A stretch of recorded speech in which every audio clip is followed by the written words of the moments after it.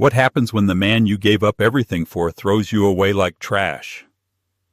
For 10 years, Audrey Hale sacrificed her dreams, her career, and her future to build her husband's. Her reward: he called her a burden and left her for a life of luxury, saddling her with a secret crushing debt that threatened to destroy her. Forced to work as a barista, Audrey had nothing left but the sketches on her napkins. Until those sketches were seen by the one man who didn't just see a broken woman. He saw the architect of the future. This is the story of how a woman discarded as a burden became the one person a billionaire would build the entire world for. The sound of Mark's key in the lock was heavier than usual. It was 8:00 p.m. on a Tuesday, and the drizzling rain against their Brooklyn Heights window was the only sound in the apartment save for the simmering pot of risotto Audrey had been tending for an hour. She had given up her own ambitions, her coveted spot at the Cooper Union for architecture to support his. 10 years of her life had been poured into him, funding his MBA, rubbing his shoulders after 100-hour work weeks at the junior analyst desk, and believing in his dream of launching a fintech startup. Mark Davis walked in, not with the usual weary slump, but with a rigid, cold posture. He was wearing a new suit, a deep charcoal gray from Savile Row, one she knew they couldn't afford. He didn't toss his briefcase by the door. He placed it gently as if it contained something sacred. "Mark, you're late. The risotto is—" "Don't worry about it, Audrey," he said, walking past her. He didn't kiss her. He didn't even look at her. He went straight to the modest bar cart and poured himself 3 fingers of their best scotch, the bottle they were saving. "What's wrong?" Audrey asked, wiping her hands on her apron, a knot of ice forming in her stomach. "Did the pitch meeting go badly?" He let out a short, dry laugh. "The pitch meeting, oh no.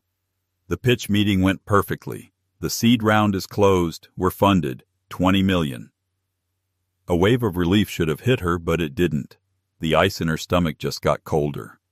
"Mark, that's everything we've worked for. Why do you look so miserable?" He took a long sip of the scotch, turning to face her. His eyes, once warm, were now flat like polished stones. "We haven't worked for it, Audrey. I have. You've been here." "Here?" She repeated the word, catching in her throat. "I've been working 2 jobs to keep this roof over our heads while you built your pitch deck. I've been coding your website's front end because we couldn't afford a developer. You've been a distraction," he cut in, his voice precise and cruel. "I've been networking, Audrey. I've been dining at Per Se. I've been on weekend trips to the Hamptons with venture capitalists.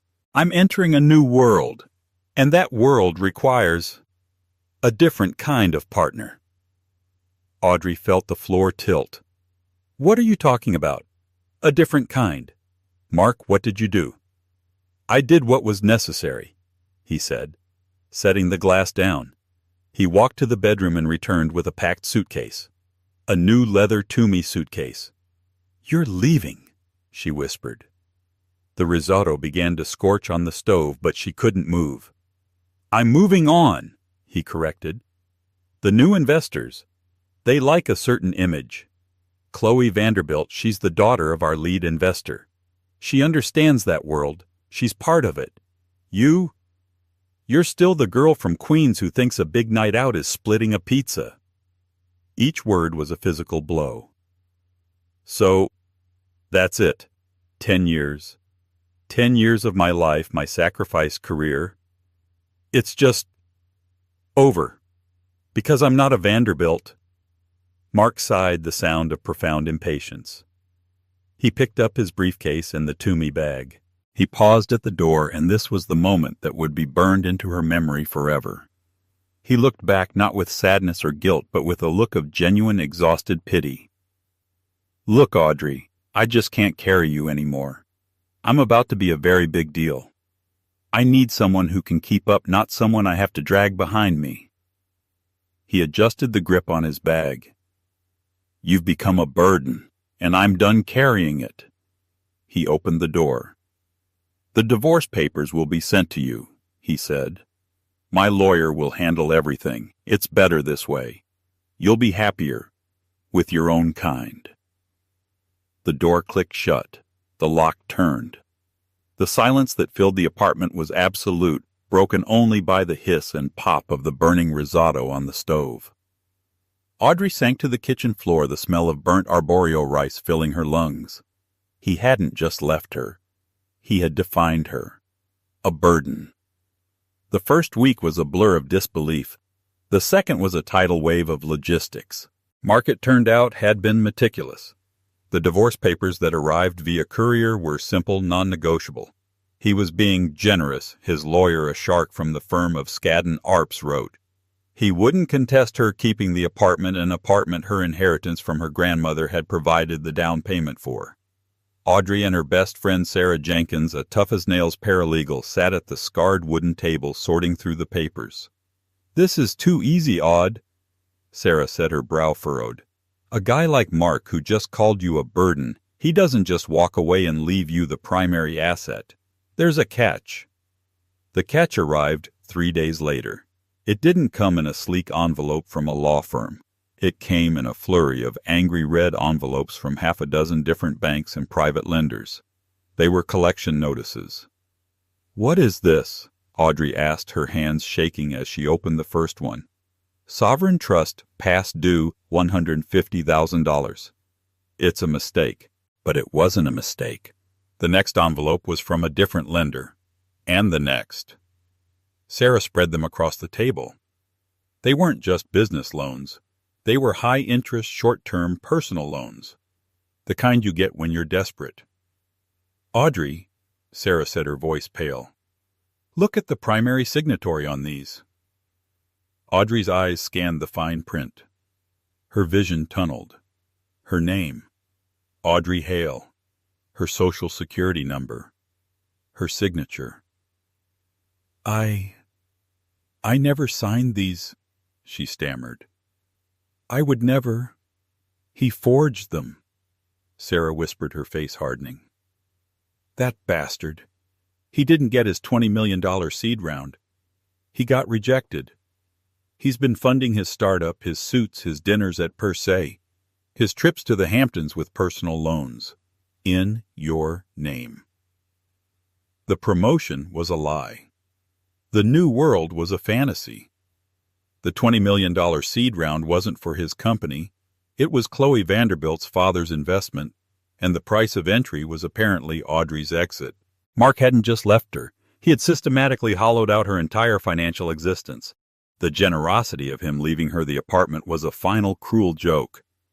The loans totaled over $700,000. They were all secured against the apartment's equity. He hadn't left her the apartment. He had left her a prison of debt. Within a month, the foreclosure notices started. Audrey was powerless. Mark had vanished, his phone disconnected. His new company, Davis FinTech Solutions, was nothing but a ghost website.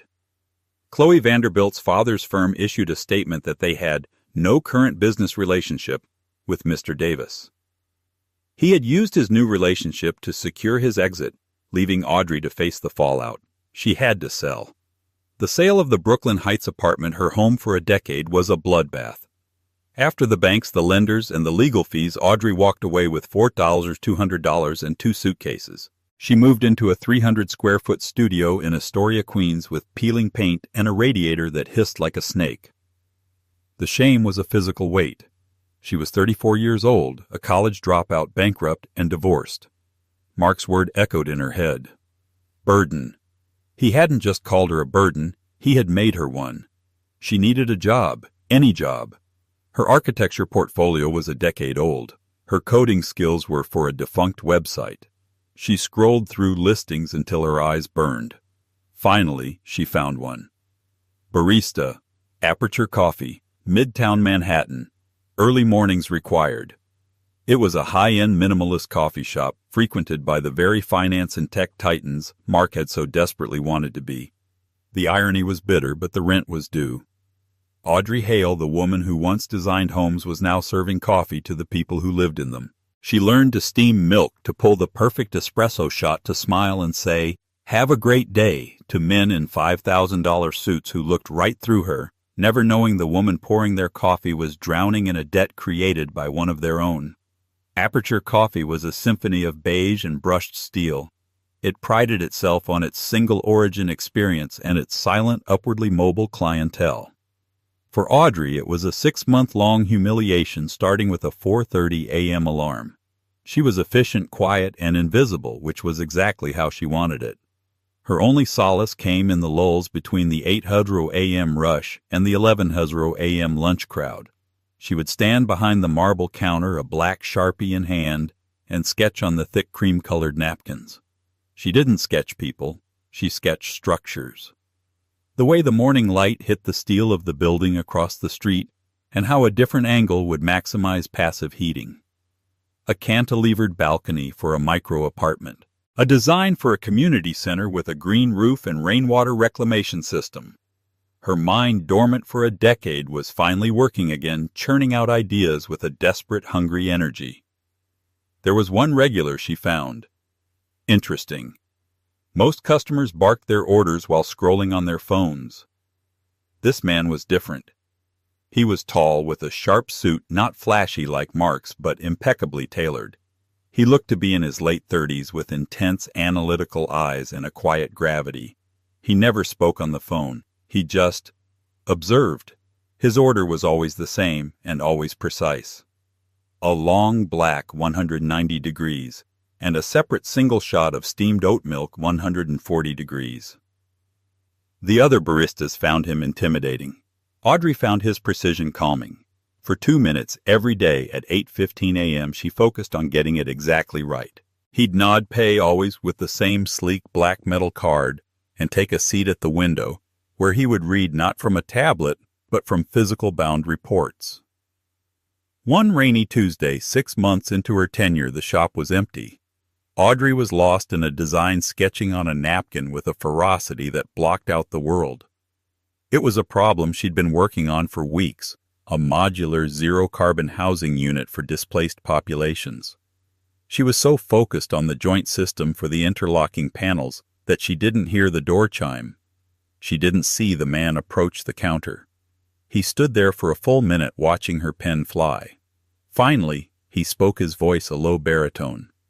That's an inefficient use of tensile space. The load-bearing columns on the western exposure won't support the atrium you've designed if you're using reclaimed timber. Audrey jumped the pen, skittering across the napkin.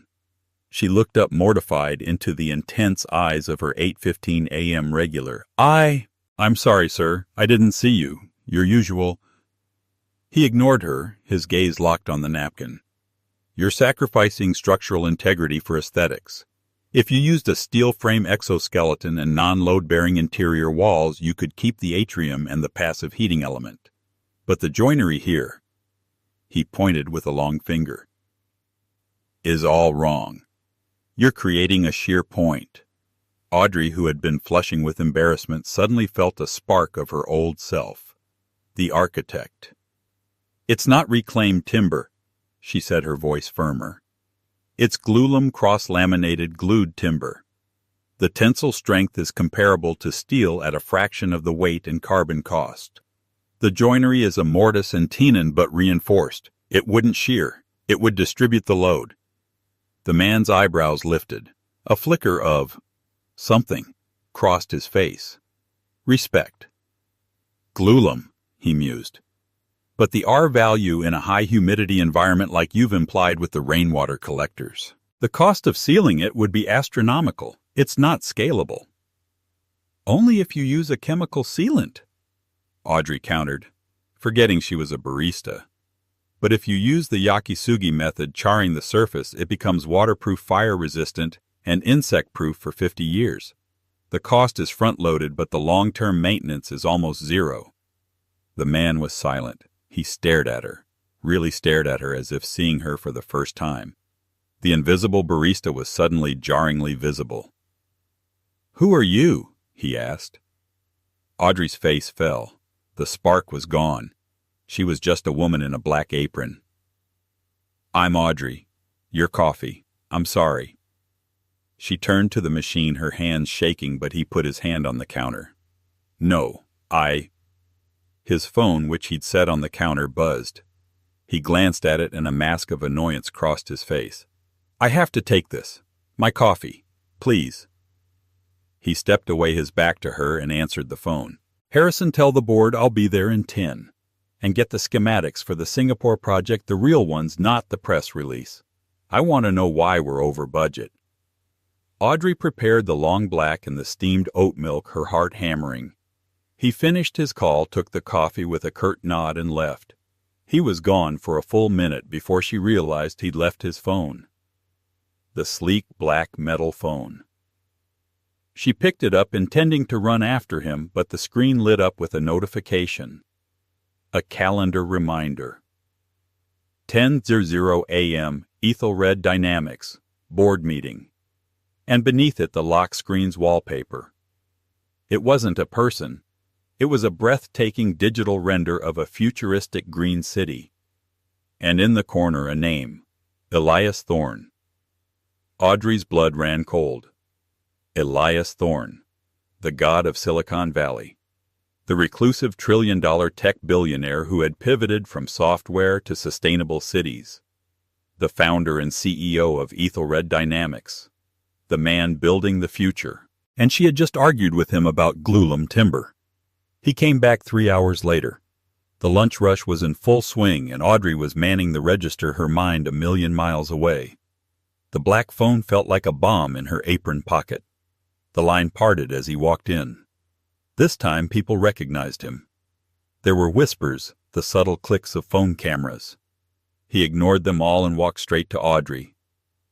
"I believe you have my phone," he said, his voice low. "Yes, Mr. Thorne. I didn't mean to look at the screen, it just lit up." She fumbled in her pocket and handed it to him. "I'm aware," he said, pocketing it. "You're Audrey Hale." It wasn't a question. He had clearly spent the last 3 hours finding out exactly who she was. He knew. He knew she was a Cooper Union dropout. He knew she was divorced from Mark Davis. He probably knew about the debt. The shame was so acute she felt physically ill. "I am," she said, bracing herself for, she didn't know what, pity dismissal. Elias Thorne did neither. He looked at the counter, then at her. "You were right about the Yakisugi method. I had my team run the numbers. It's a 20% higher initial cost, but it amortizes over the build's lifespan. It's efficient." Good," she managed. "It's not just good," he said, his voice impatient. "It's brilliant. Which is why I don't understand why you are standing here serving $6 coffee." Audrey flinched. "My life got complicated, sir." "So I see," he said. He reached into his suit jacket and pulled out a simple heavy-stock business card. It just had his name and a number. "My company, Ethelred Dynamics, is launching the inaugural Ethelred Prize for Sustainable Urban Design. It's a $1 million grant and a contract to develop the winning concept. The application deadline is in 2 weeks. Your napkin sketch. It's more advanced than half the entries we've already received from world-renowned firms." He pushed the card across the counter. "Apply." Audrey stared at the card. I can't.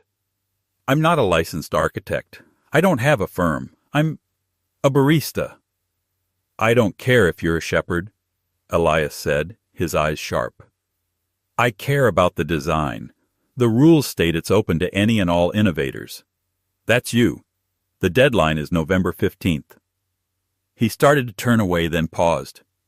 He looked at the chaos of the lunch rush, at the manager yelling about foam, at Audrey's white-knuckled grip on a cleaning rag. "And in the meantime," he said as an afterthought, "my personal assistant, Mr. Harrison, is a tyrant. He's so terrifying his own assistants quit every other week. He needs an assistant. It pays substantially better than this, and it requires someone who can handle precise multi-step instructions under pressure." He gave a small, almost imperceptible glance at the espresso machine.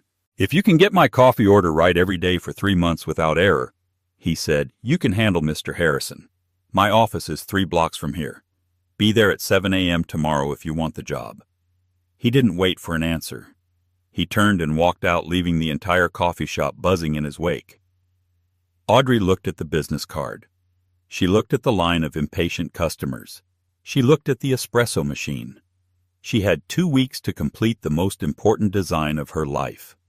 And she had a 7 a.m. job interview with a billionaire's tyrant assistant. She untied her apron, tossed it on the counter, and walked out the door, ignoring her manager's shocked cry. For the first time in a year, she wasn't running from something. She was running toward it. The lobby of the Ethelred Dynamics headquarters in Hudson Yards was less of an office building and more of a cathedral to the future. A 50-foot living wall breathed oxygen into the air, and holographic models of green cities hovered in the atrium. Audrey, wearing the only decent blazer she owned, felt like a fraud. But the man she met, Mr. Harrison, was not what she expected. He was older, impeccably dressed, and had the calm, all-seeing gaze of a man who had survived decades of corporate warfare. He wasn't a yeller. He was worse. He was precise. "Mr. Thorne believes you are capable of this," Harrison said, his voice clipped. "I believe you are a barista. We are at an impasse. Your job is simple. You will manage my schedule, which manages his schedule. You will be the firewall between the world and me. The last assistant ordered Mr. Thorne a cappuccino. Do not be the last assistant." The job was brutal. It was 16-hour days. It was a deluge of information logistics and impossible demands. But Audrey thrived, handling the complex logistics of Elias Thorne's life, coordinating with 3 continents, chartering jets, formatting complex engineering reports was like architecture. It was about seeing the whole structure and making all the pieces fit. She was good at it. Mr. Harrison even gave her a curt nod of approval after her first week. Elias Thorne himself was a blur. He would sweep in and out, a force of nature, always on the phone, always solving a crisis. But he would pause sometimes by her desk. "How is the application coming?" he'd ask, not breaking stride. "It's coming," she'd reply. Every night she'd go home to her tiny Astoria studio, her feet aching, her brain fried, and she would work. She worked on her design, the Phoenix Project, she called it. A modular, scalable, self-sustaining community built from Yakisugi-treated glulam and powered by integrated solar glass panels. It was the best work she had ever done. She was 2 days from the deadline when the past walked back into her life. She was crossing the lobby carrying a stack of blueprints for the Singapore project when a familiar, dreaded voice called her name. "Audrey, my God! Audrey Hale!" She froze. She turned. There he was. Mark Davis. He looked different. His expensive suit was slightly rumpled.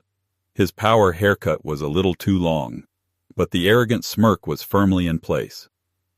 "Mark," she said, her voice flat. "What are you doing here?" he asked, his eyes raking over her, taking in the Ethelred ID badge. He laughed, a short, ugly sound. "Don't tell me. You're the coffee girl here, too. I guess it's a step up." "I'm Mr. Harrison's executive assistant," she said, her chin high. "What are you doing here, Mark? I thought you'd be in the Caymans by now." His smirk wavered. "Things changed. Chloe and we're on a break. Look, Aud, I've been thinking. I was a fool. That whole thing, I was under a lot of pressure. What we had, it was real." He took a step closer. Audrey stood her ground. "You left me with $700,000 in fraudulent debt, Mark. What we had was a crime scene." He had the grace to look annoyed. "Technicalities. Listen, this is fate, you running into me. I'm here to pitch my startup. Elias Thorne. He's impossible to get a meeting with. They've got me in a cattle call with some junior VC. He leaned in, his voice dropping to a conspiratorial whisper. "You're on the inside. You work for his right-hand man. You could put in a good word. Get my deck on his desk. For old time's sake. Think of it. You and me together again. With Ethelred backing, we could have it all back." Audrey looked at him. The leech. The parasite. He hadn't changed at all. He didn't see her. He saw an angle, an opportunity, a tool. "I have to get these blueprints to Mr. Harrison." she said, her voice like ice. She stepped around him. His face contorted, the fake charm evaporating, revealing the raw, bitter man beneath. "Oh, I get it," he sneered, his voice loud enough for the security guard to look over. "You're sleeping with him, aren't you? That's how you got the job. You're Thorne's charity case." Audrey kept walking her back straight, her heels clicking on the marble. "You're still just a barista, Audrey," he yelled after her. "You're a burden, and you'll always be a burden. Don't you forget who you are." She didn't look back. She got in the elevator, and only when the polished steel doors slid shut did she allow her hands to shake. He was wrong. She knew exactly who she was. She went back to her desk and with a steady hand clicked Submit on her Ethelred Prize application. The weeks that followed were a quiet storm. Audrey continued her work for Mr. Harrison, her efficiency becoming legendary. She had paid off a chunk of her debt with her new salary, and had even started a countersuit against Mark for fraud using a lawyer Sarah Jenkins had recommended. Elias Thorne never mentioned the prize. Audrey assumed her application had vanished into the digital ether with thousands of others. Then one Monday, Mr. Harrison called her into his office. "Congratulations, Ms. Hale," he said without a hint of a smile. "You are one of 5 finalists for the Ethelred Prize." Audrey's world stopped. "What?" "Your Phoenix project." The board was impressed. The final presentation to the judges is in 2 weeks at the annual Ethelred Gala at the Lincoln Center. Mr. Thorne expects you to win. "Mr. Thorne does. He is recusing himself from the final vote, obviously," Harrison said. "But his note on your file was succinct. It said, 'Build this,' so I suggest you don't disappoint him." Audrey walked out in a daze. A finalist. She was a finalist. The news broke the next day in an official press release, and that was when Mark made his move. It started on a sleazy tech gossip blog called Bite Sheet. The headline was explosive: "Fixes in Elias Thorne's new assistant, a finalist in his own $1 million prize." The article was vicious. It painted Audrey as an unqualified and scorned ex-wife, a barista-turned-mistress. It cited anonymous sources who claimed her design had striking similarities to an obscure conceptual design by a small Belgian firm from 2018. It implied she was a talentless leech, and that the prize was a sham, a gift from a billionaire to his new girlfriend. Audrey was horrified. "It's not true. None of it," she told Elias, storming into his office, a rare breach of protocol. "The Belgian design? Yes, it's similar, but mine is structurally different. The joinery, the materials. I developed my concept years ago back in college." Elias Thorne's face was a mask of cold fury. He was reading the article on his monitor. "He's sourcing his information well. He knows about the Belgian firm. That's a deep cut. This isn't just Mark. He's got help." Chloe Vanderbilt. It had to be. Her family had the PR connections to plant a story like this. Mark was trying to destroy her reputation to cover his own failures. If he couldn't get in with Elias, he would burn Audrey's new life to the ground. "The board is panicking," Elias said, standing up. "The prize's integrity is on the line. They've called an emergency ethics hearing for you, tomorrow." "What do I do?" she asked, her voice trembling. "You fight," Elias said, his voice hard. "I can't interfere. If I do, it proves their point. This is your battle, Audrey. Prove it's yours. Show them your work. All of it." The ethics hearing was a star chamber. 5 board members, the prize committee, and Ethelred's general counsel all staring at her from across a 30-foot mahogany table. "Ms. Hale." The lead board member, a severe woman named Patricia Lowell, began. "These are serious allegations. The Bite Sheet article. It's damaging. And the similarities to the Belgian project are concerning." "They're not just concerning," another board member muttered. "It's a clear case of plagiarism." Audrey's fear was replaced by a sudden cold anger. This was not Mark's. This was hers. "It's not plagiarism," Audrey said, her voice clear and strong. She walked to the front of the room and plugged her laptop into the projector. She didn't show them her final Phoenix Project render. Instead, she showed them a scanned image of a faded, coffee-stained notebook.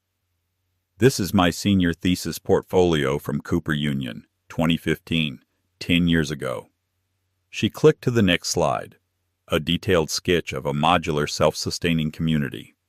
The core concepts were all there: the glulam, the interlocking panels, the green roof. "And this," she clicked again, "is a photo of a napkin." A murmur went through the room.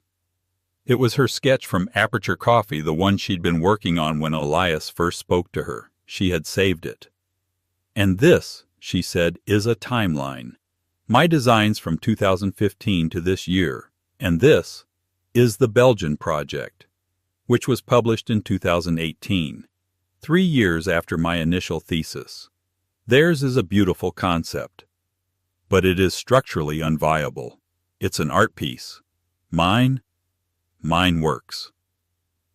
She spent the next hour walking them through the engineering, the material science, the Yakisugi method, the load-bearing calculations. She didn't just defend her design, she taught them why it was superior. When she finished, the room was silent. Patricia Lowell looked at her fellow board members. She then looked at Audrey, a new respect in her eyes. "Ms. Hale," she said, "thank you for clarifying. The Ethics Committee finds these allegations to be utterly without merit. Your place as a finalist is secure. Now, please tell us more about the thermal mass storage." Audrey had won. The David H. Koch Theater at Lincoln Center was a different universe. The Grand Promenade was a sea of black ties and couture gowns, a glittering, shimmering ocean of power. Light from the massive starburst chandeliers caught on millions of dollars in diamonds, and the air buzzed with the low, confident hum of the global elite. Investors, politicians, tech titans, and philanthropists. They were all here for the inaugural Ethelred Prize Gala. Audrey felt like a ghost haunting a palace. She clutched her small borrowed clutch, her knuckles white. Her dress, an elegant deep blue silk gown that Sarah had forced her to buy with her first paycheck, felt like a costume. A year ago she was wearing a stained black apron and smelling of burnt coffee beans, invisible to people just like these. Tonight she was one of them, a finalist. The imposter syndrome was so strong it was almost paralyzing. "You look terrified, Ms. Hale." Audrey jumped. Mr. Harrison, looking impossibly sharp in a classic tuxedo, was at her elbow, a flute of champagne in his hand. "It's a lot," Audrey admitted, gesturing to the crowd. "I feel like I should be taking their coats." "Nonsense," Harrison said, his tone firm. "You are here because your work is superior. Do not look at them as lions. Look at them as potential clients. Now stop hiding by the pillar. The presentations begin in 5 minutes." She was seated at a table near the front with the other 4 finalists. The tension was palpable. She sized up her competition. There was Dr. Lena Hansen from MIT, a severe woman with a brilliant, terrifyingly complex AI model for decentralized power grids. There was Javier Cortez, a charismatic biotech founder from Brazil, whose pitch for plastic-eating algae was so compelling he'd already received a standing ovation at a TED Talk. They were giants. Audrey was just Audrey. "And now our final finalist," the host, a famous news anchor, announced. A local New York innovator, Ms. Audrey Hale, presenting the Phoenix Project. A polite, almost subdued applause. She was the unknown, the wild card. Her heart hammered against her ribs. She walked toward the stage, her heels clicking on the polished floor. She passed the front table and her eyes met Elias Thorne's. He was watching her, his expression unreadable, intense. He wasn't with the other executives. He was sitting alone at his table, a single glass of water in front of him. As she passed, he gave her one singular definitive nod. It wasn't encouragement. It was a command win. Audrey took a deep breath, stood at the podium, and looked out at the sea of faces. "What is a home?" she began, her voice shaking only for a second before it solidified. "We talk a lot here about data, about carbon, about AI. But what about dignity? What about a place to be safe?" She clicked to her first slide. It wasn't a render. It was a picture of a burnt-out building in the Bronx. Our cities are full of people who have lost their homes. To fires, to floods, to financial ruin. We tell them to pull themselves up by their bootstraps, but we've taken their boots. She clicked again, her first napkin sketch. "I started this design not as an architect, but as someone who understood what it meant to be displaced.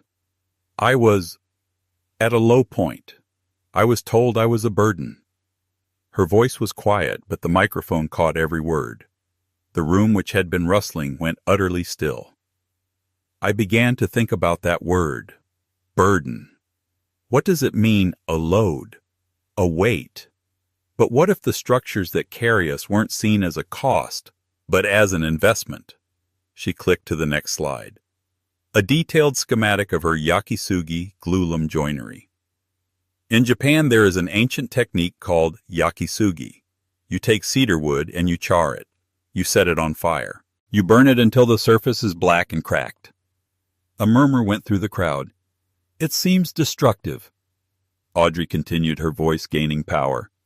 "It seems like you're ruining the material, but what you're actually doing is making it stronger. The fire, it makes the wood waterproof. It makes it fire retardant. It makes it insect-proof for decades. You're not destroying it. You're forging it."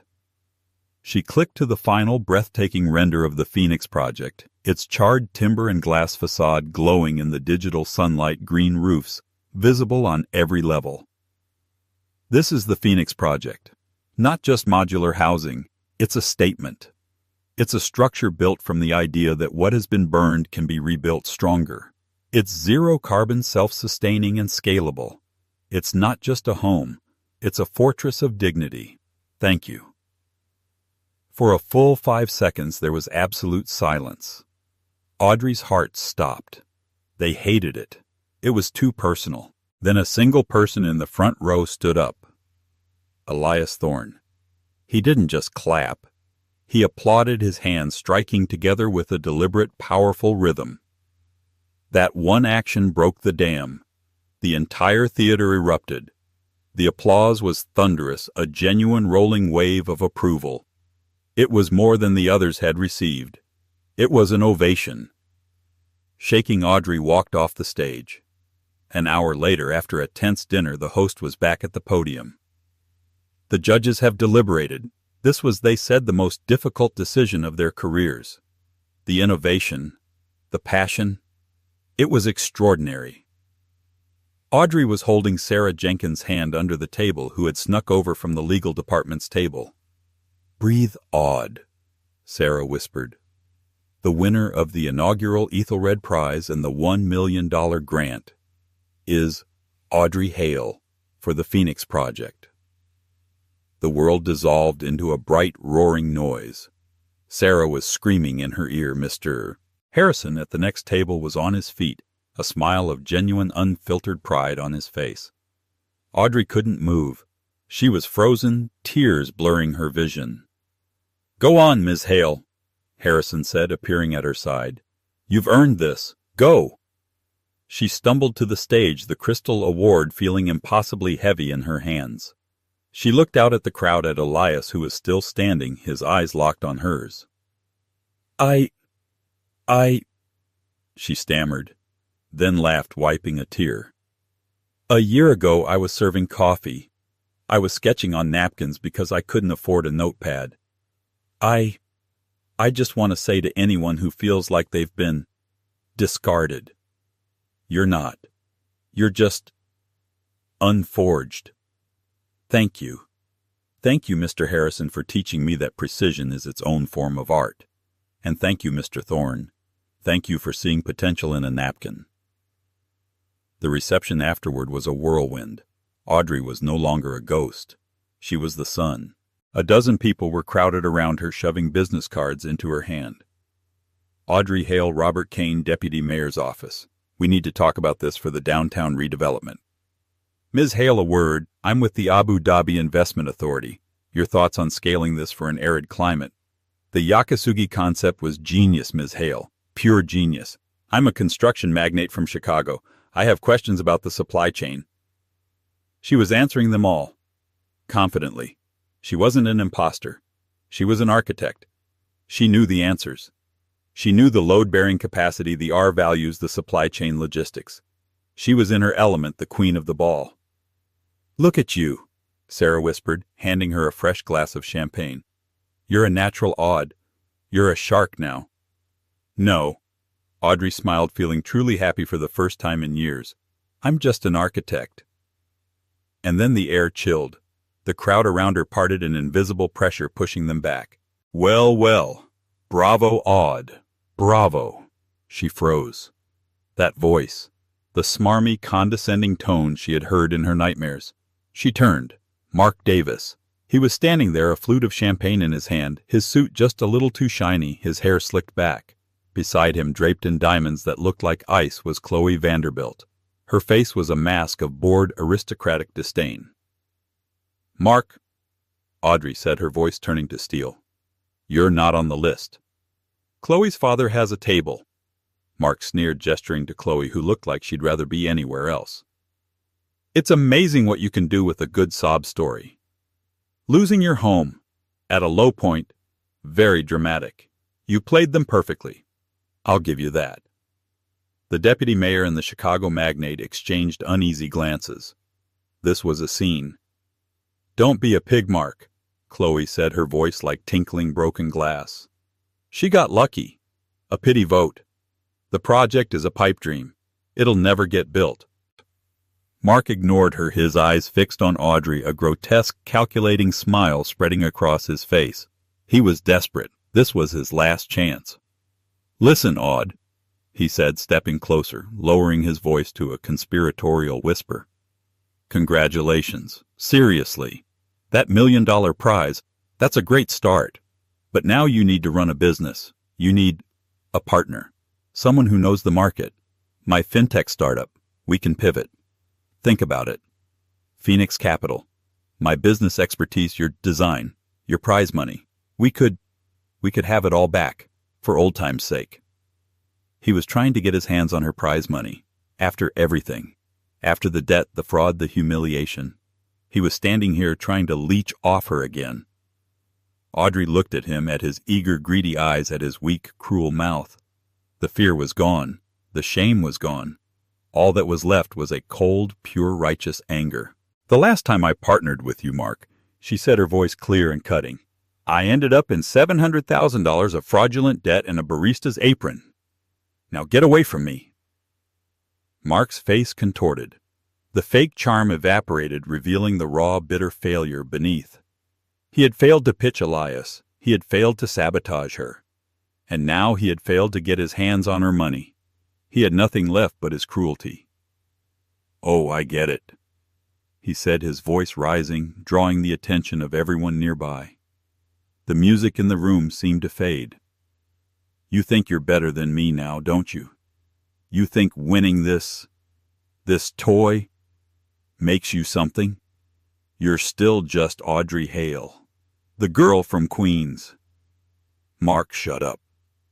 Chloe hissed, her face pale with fury and embarrassment. No! He yelled, pulling his arm away from her.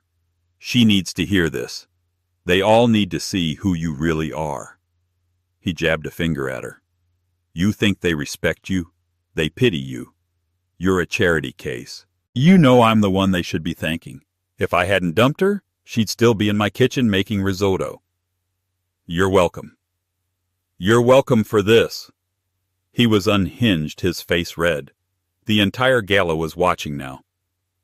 Don't you get it? He spat, his voice cracking. It doesn't matter what dress you wear. You're still the same person, the woman who couldn't even keep her husband. You were a burden then, and you're just a glorified burden now, riding on his coattails. He jabbed his finger again, this time past Audrey, at the man who had just walked up, silent as a shadow. Elias Thorne. The silence in the room was absolute. It was so quiet Audrey could hear the clink of an ice cube in a distant glass. Elias stood next to Audrey. He didn't look at Mark. He looked at the deputy mayor, the Chicago magnate, and the other investors who were watching his face, calm and analytical. "Mr. Davis," Elias said, his voice not loud but carrying in the stillness, "your assessment of character is noted." He then looked at Mark for the first time, his gaze flat and cold. "You looked at this woman and you saw a liability, a burden, as you so publicly and repeatedly state.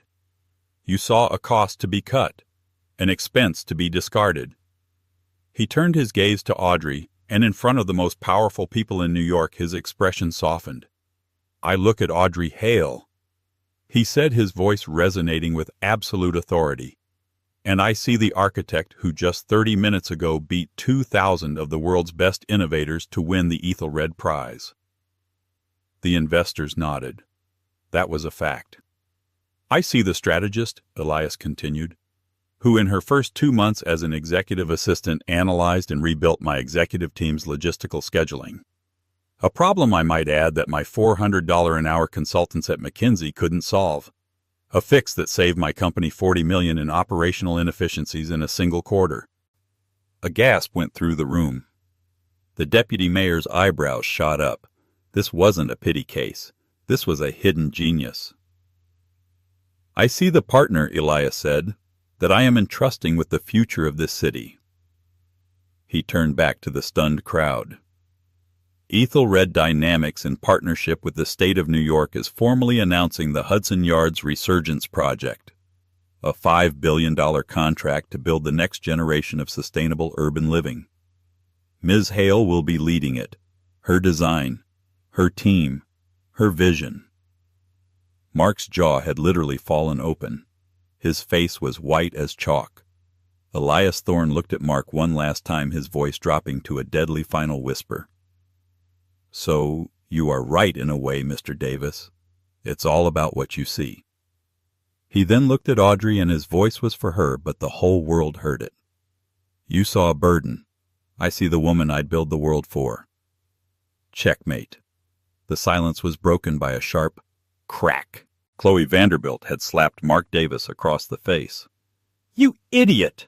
she hissed, her voice vibrating with rage. She wasn't angry at the insult to Audrey. She was angry at the insult to her own portfolio. "You attached our family name to a failure." She wasn't talking about Audrey. She was talking about him. She turned on her heel and stormed off, leaving Mark alone, his face bright red with the handprint. Two of Elias's personal security team who had been on standby materialized. "Mr. Davis," Elias said, signaling them, "I believe you're at the wrong party." As the guards took Mark by each arm, he made one last pathetic lunge. "She'll be a burden to you too, Thorne. You'll see. She's a leech. She'll ruin you." But no one was listening. They were all swarming Audrey. A frenzy of congratulations and partnership offers. "Ms. Hale, my card. $5 billion, my God. We must have lunch. Ms. Hale." Elias held up a hand. The crowd paused. He gently took Audrey's elbow. "I believe my partner needs some air." He led her through the throng who parted for them as if they were royalty and out onto a quiet private balcony overlooking the city. The noise of the gala faded, replaced by the distant sound of city traffic. Audrey leaned against the railing, the cold night air hitting her face. She was shaking not from fear but from adrenaline. You didn't have to do that," she whispered. "Yes, I did," Elias said, standing beside her. He looked out at the skyline. His assessment was flawed. It required correction. Audrey laughed a real shaky laugh. "That was quite a correction. The Hudson Yards Resurgence Project, $5 billion. Was that real?" Elias turned to her, a rare, almost imperceptible smile touching his lips. "The contracts are being drawn up tomorrow. I told you, Ms. Hale, I wanted that building built. I just didn't see the point in announcing it until the architect was available. You knew I would win," she said, realizing it. "I knew your design was the only one that mattered," he corrected. He looked at her, his eyes serious. "Mark Davis. He never understood value. He thought value was something you take. He thought people were assets or liabilities. He gestured to the city spreading out before them a carpet of lights. You, he said, his voice quiet, are the foundation. 6 months later, the David H. Koch Theater felt like a distant memory. Audrey stood on a steel girder 50 stories above Manhattan. She wore a white hard hat and a safety harness, and the blueprints clutched in her hand were her own. The Phoenix Project was no longer just a render. It was rising. After the gala, Elias had been true to his word. He hadn't just given her the Hudson Yards contract. He had made her a partner in a new Ethelred division, Ethelred Habitats.